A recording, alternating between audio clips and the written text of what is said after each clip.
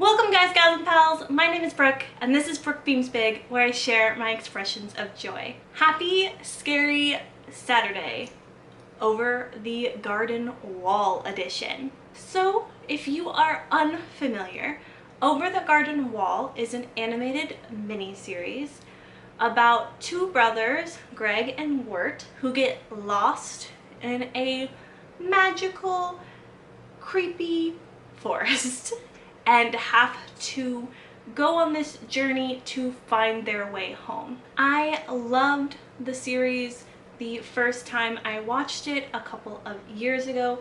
It is straight vibes. It is so autumnal, so Halloween, and so fairy tale-esque, which is something that I personally love.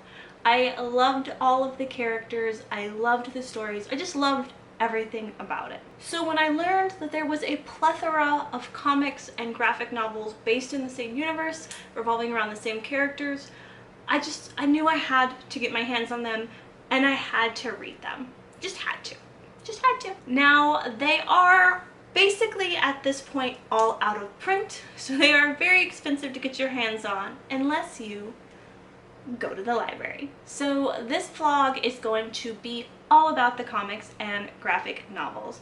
Now, I did rewatch the series just a few days ago with my partner to prepare, but I decided I didn't really want to spend a big chunk of this vlog talking about the series because there are so many books to get through. We have 3 mini-series collections, 3 original graphic novels, and 5 volumes of the Over the Garden Wall ongoing.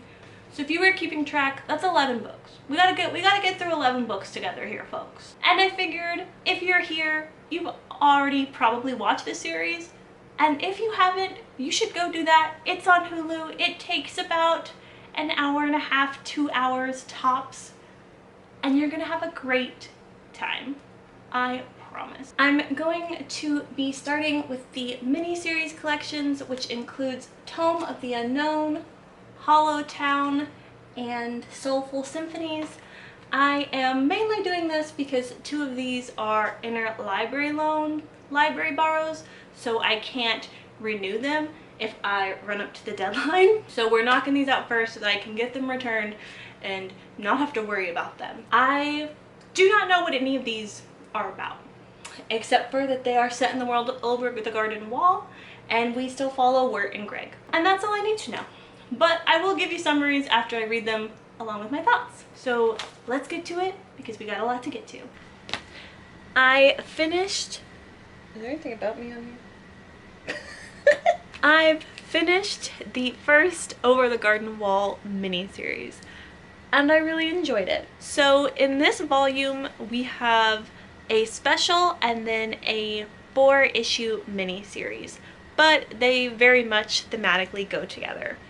Each issue covers a different story that takes place during the Over the Garden Wall animated series. They're kind of stories that happen in the gaps. They're written by the person who created the show, and I think you can really tell because the stories fit the universe and the storyline really well. So not only do we get some fun adventures, we also get some character backstories. I'm just gonna talk as if you've seen the series, as if you know what I'm talking about for a minute, because otherwise I'm just gonna be doing a lot of explaining in this video, and we got 11 books to get through. So we get the backstory of Fred the talking horse, which was very cool and how it tied in another character that we see in the show.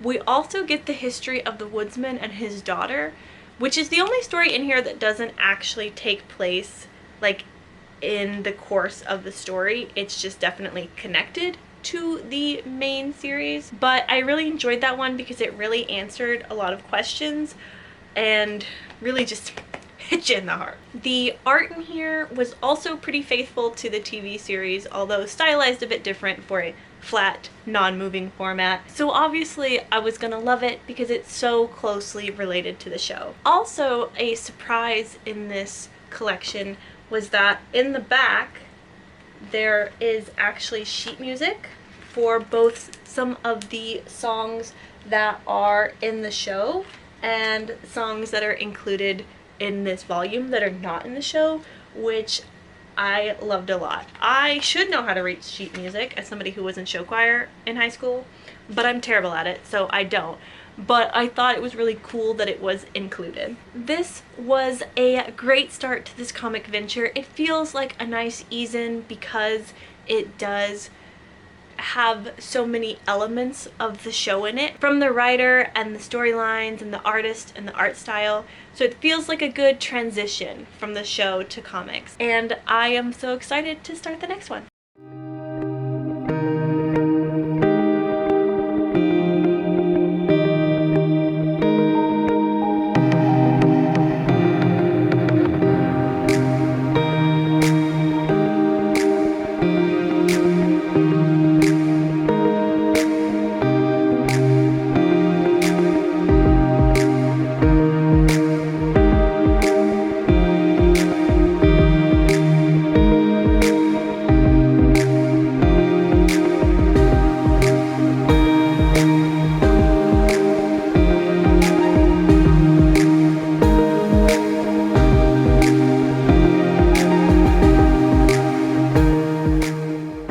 Okay, I have lots of updates and lots to talk about because I've now finished all 4 of these books. So let's talk about them one by one. So first we have Hollowtown, which is the second miniseries collection. This miniseries has a different creative team. It is written by Celia Lowenthal and illustrated by Jorge Monlongo. This book, and seemingly all of the Over the Garden Wall comics so far, is set in the time between when Wirt and Greg meet Beatrice and when she takes them to Adelaide's house. In this one, our group meets a carriage in the woods, and the carriage is occupied by life-size doll people who take them to a town full of life-size doll people. I really enjoyed this one. This is probably the one I enjoyed most out of these 4 that I'm going to talk about in this clip. Without giving spoilers for what happens in this miniseries, I really enjoyed the new way it incorporated the forest and some of the trees that grow in the forest, because in the TV series we see these certain trees that are created by the beast that have certain properties, but I think it's a very cool idea to think of other magical fantastical properties that other kinds of trees in this magical fantastical wood might have. I also liked that we continued themes and characterizations that were very prominent in the show, particularly the dynamic between an older sibling and a younger sibling, because the catalyst for this story in a way is that Greg loses a shoe and Wirt feels like they need to get Greg a new set of shoes for safety for his feet in the woods. That is why they agreed to go to the town of doll people so that they can hopefully find Greg a new pair of shoes. And from there we have a thread where the doll people don't really like Greg because they are very uptight and he is a young boy who is not very good at understanding and sticking to rules and decorum. There's also a big play on Wirt's desire for people to like him and how that conflicts with their perception of Greg, and from there, what is his responsibility for Greg and how does Greg reflect on him. I thought this series did a really good job on expanding that dynamic that we see between Wirt and Greg in the show that I personally find one of the most entertaining and interesting aspects of the show and these characters. I also just particularly loved the art style of this miniseries. While I think all of the artists do a great job of portraying the cartoon aspect of this world, I just particularly liked this one for some reason. I think because it was very soft and uniquely proportioned, and I really liked the coloring. Then we have the final miniseries collection, which is Soulful Symphonies, which again has a new creative team. This one was written by Bertie Willis and illustrated by Rowan McCall. In this one, our gang once again stumbles upon a small town in the unknown, except instead of being populated by doll people, this town appears to be empty until they come across a young woman named Sophie who convinces them to audition for the play that is being put on at her family's theater. She runs this theater with her 2 sisters. And so we learn that even though the town appears empty, it is known for its musical and theatrical talents. I really liked this series, not just for its story, but also for its theme. I felt like it was a great nod to certain aspects of the show because I think the music in Over the Garden Wall is fabulous, and I think it is a big part of the show and the atmosphere. And I think having a storyline that really centers music is just perfect for this universe. And I think this plays well to some of our characters' traits because Greg is always coming up with little silly songs. He does this in the show, and Wirt has a love of poetry, which can be really easily flipped into songwriting. I also really appreciated the messages about art that this storyline has, that art is really a part of you and who you are, and it's your passion for the art that matters, not so much your talent. That art can be good just for creating art for art's sake and not because you have to be amazing at it, and that it can also be collaborative and something that helps you connect with others, especially in your community, and that it can also be a way to share stories and to also keep others alive in memory. I feel like this was a very good overview of all the things that art means to us as humans, which I personally have been thinking about a lot lately with the rise of AI writing and art and acting and all those sorts of things. So even though this isn't a new release, it was very timely for me. So these two miniseries collection differ from the first that I read because they are their own complete story arcs, whereas the first miniseries was several short stories and felt a lot more connected to the series. Not that these don't feel connected to the series, but they're definitely something new, and they really help expand the world of the unknown. They help make it feel more populated and even more of a place that two young boys could get lost in. I also think these stories do a great job at something that Over the Garden Wall does, which is balancing the fantastical with the frightening.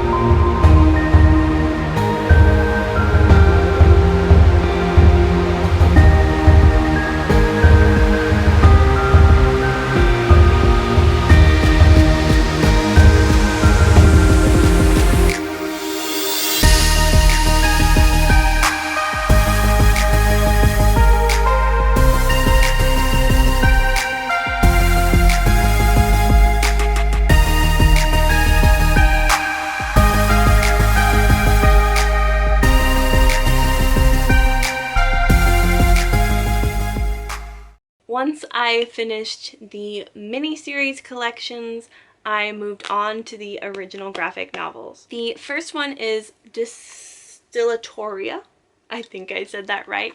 And this one is written by Jonathan Case and illustrated by Jim Campbell, who also illustrated the first miniseries that I read and is a pretty prominent artist for Over the Garden Wall. In this storyline, it appears that Greg and Wirt have returned home, but something is amiss because Beatrice has come with them. It's very hard to talk about this one without spoiling the twist, which I do not want to do, but I will do my best. Some things I really appreciated about this story was that since Beatrice came with them, it did this interesting thing where it swapped roles for the characters in the stories, because now Wirt and Greg are the ones in a familiar place and Beatrice is the one who has to get back home and they have to help her. So that flipping of character dynamics and seeing how Beatrice reacted being in a situation that Wirt and Greg have been in for a hot minute was a very interesting character study and something very new. I also think that this book is a fun play on fan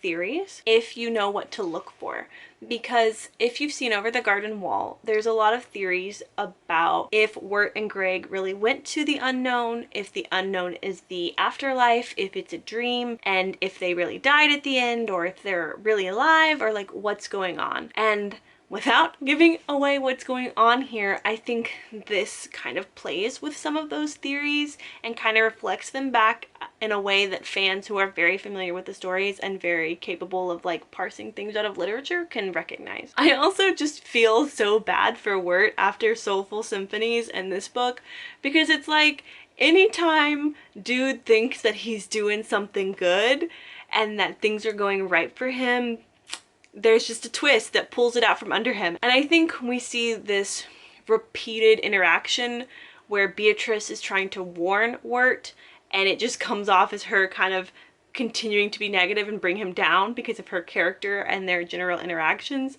But yeah, poor man cannot catch a break. No wonder he has confidence issues. And then I just finished about an hour or two ago Circus Friends. This one is also written by Jonathan Case, but it is illustrated by John Golden. And I hadn't looked before, but it surprises me that this one was written by the same person as the first one. But in this one, Greg and Wirt and Beatrice and our ever renamed frog discover a circus in the unknown. They go to the circus, some shenanigans happen, and ultimately Beatrice ends up being kidnapped by the ringmaster because he wants to use her as an act because she is a talking bluebird. So then Wirt and Greg have to go on a quest to save her. I was very excited about this because my love for Harley Quinn also extends to love of clowns and circus stories, but I'll admit that I was a little let down. Not that the story wasn't decent, it just tonally didn't feel right. Like, it didn't fit the vibe. Like I said, as I was talking about the two miniseries, I think a great Over the Garden Wall story has to really balance the fantastical and the frightening. It has to feel very fairy tale-esque while also having those Halloween vibes. And this one just missed the mark with the fantastical element, in my opinion. It felt like it was edging a lot more towards grown-up scary. At one point, I definitely thought to myself that it had a very thriller or even minor slasher vibes. And maybe I've just got slashers on the brain because I recently finished You're Not Supposed to Die Tonight. But it wasn't the vibe I wanted for an Over the Garden Wall story. And so that's the reason this one is my least favorite so far. So next I'm going to be reading The Benevolent Sisters of Charity, which is the last original graphic novel before I get to the ongoing series. This is also about the halfway point. So we're getting there, friends. I have now finished The Benevolent Sisters of Charity, which is the third and final original graphic novel. In this one, our gang, Wirt, Greg, and Beatrice, are still roaming through the forest, still on their way to Adelaide's, I believe, and they stumble across a strange hospital in the middle of the woods. Wirt is feeling a little sick, a little run down, so he wants to take advantage of the sisters' hospitality, despite them not allowing Beatrice or our friend the frog into their facility. I was worried that this one would suffer from the same problems that I had with Circus Friends because it is set at a very particular kind of location. However, this one passes the vibe check for sure, especially with that ending, which I will not spoil, but I thought was so great and so cute and so appropriate. I enjoyed the horrifying humor in this one, as well as the relationship themes from the show that it carried through, with Wirt being a big brother and what does that mean for his responsibilities and his relationship with himself, as well as Wirt and Beatrice's friendship, which is constantly in contention throughout all of these stories due to conflicting personalities. But somehow they make it work in the end. With the completion of the Benevolent Sisters of Charity, I only have the ongoing series left. It looks like this series made it for 20 issues, so each volume has 4 issues, which really isn't that long of a volume at all. I am thinking about marathoning these, so I need to figure out a time, which evening, which day is going to be good for me to do that, and then I will take you guys along with me.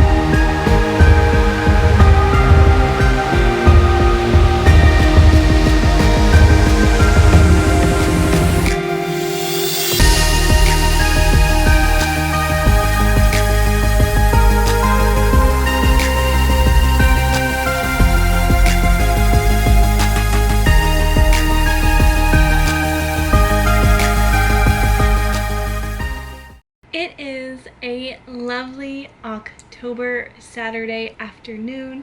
Halloween is just around the corner and I am going to spend this time binging the Over the Garden Wall ongoing series. I've set up this cute, cozy little corner for myself and I'm ready to dig in and take you along with me.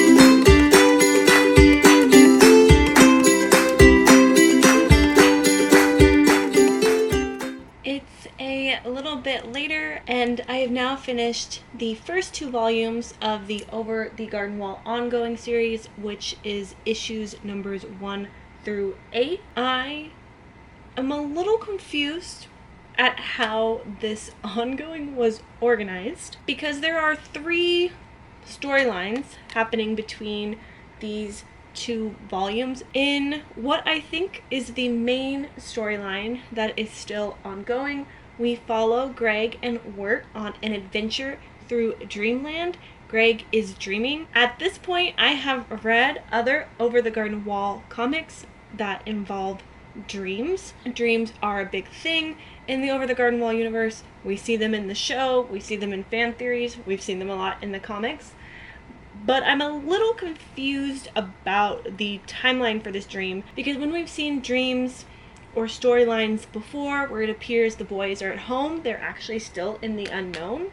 So I'm not sure if this storyline is actually taking place after they get home and Greg is dreaming that they are back in the unknown, or if something in the unknown is kind of twisting all of that around. But they are in Dreamland. Some sort of dream element is happening and Greg is on an adventure with his frog to find the hero frog. The other 2 stories that we get in volume 1, we follow the woodsman's daughter Anna after her father goes missing, which we got a comic issue about that storyline in the first miniseries collection that I read, so it seems to take place after that. Somebody picked up that storyline. And in volume 2, we actually get 2 separate stories, but they are both written and illustrated by the same person, and they are both set in the world of Mrs. Langtree's School for Animals. In one of them, there's a new student. In the other one, some of the kids cut class and find a raft on the river and go on an adventure. I have to say, so far, I'm enjoying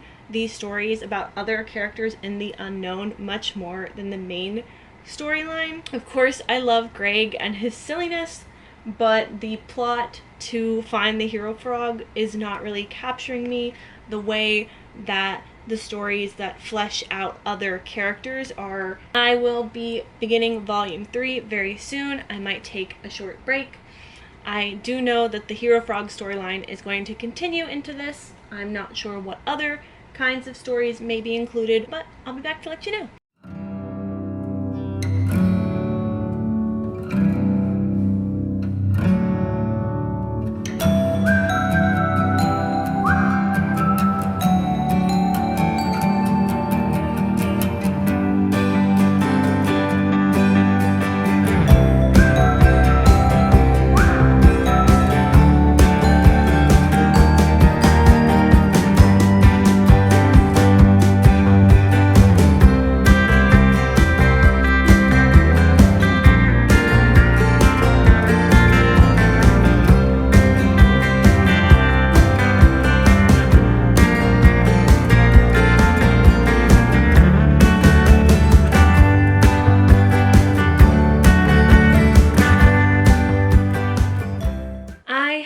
Now finished volumes 3 and 4, which continue along a very similar line. Both volumes include parts of the Hero Frog story, which actually finishes in volume 4, issue number 16, I believe. I think I mentioned this before, but the issues are a little mixed up because I believe they weren't published necessarily in consecutive order, like one whole story and then another story. I think the side stories were kind of mixed in, but all of the volumes have the Hero Frog storyline at the beginning and then any other stories behind. So these volumes mostly contained the culmination of the Hero Frog arc, and then they each had another story set at Miss Langstrom's school, which I really enjoyed. I will say the Hero Frog storyline was fun. I don't regret reading it,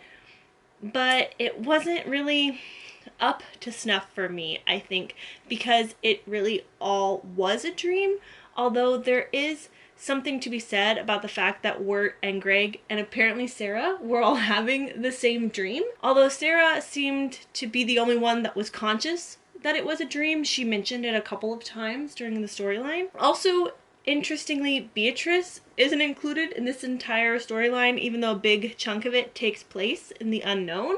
So I thought that was a very interesting choice that I'm not sure that I loved, especially since Beatrice was in like all of the other Over the Garden Wall comics. Although perhaps she didn't fit into the story because she wasn't someone from our world dreaming about the unknown. She just lives in the unknown. I do have one volume left, volume 5. So I am excited to see what's included here, but I am a bit disappointed that almost the entire ongoing was mostly this one storyline that wasn't my favorite.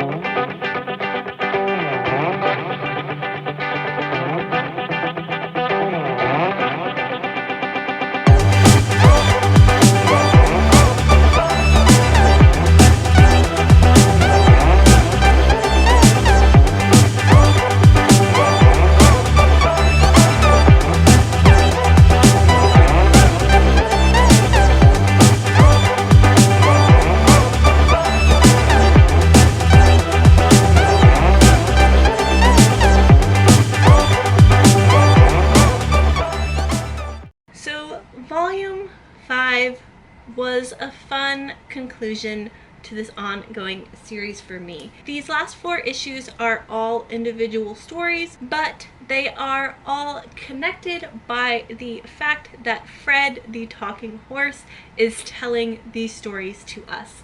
So once again, we get a nod to the very first miniseries collection that I read, in which Fred tells the story of his life with the Highwayman.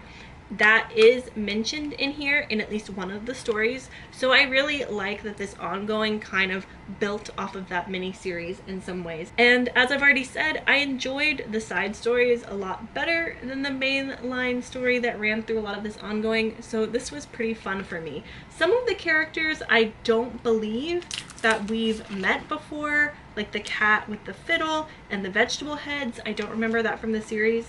But the third story is about the fish who fishes that we see very often in the show, kind of as the characters are passing by, which it never truly clicked with me that he was a fish that was fishing.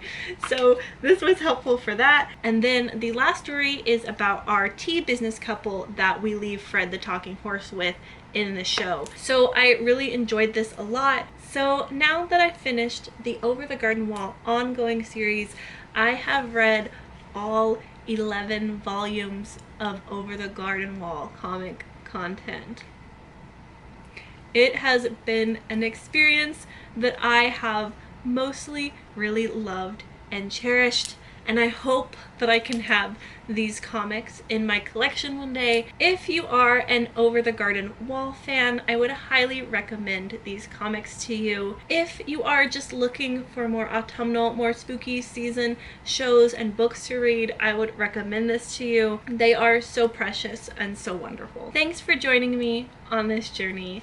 Like this video if I made you smile, and if you're up to it, comment something that made you happy today, yesterday, or even just this week. I would love to celebrate it with you.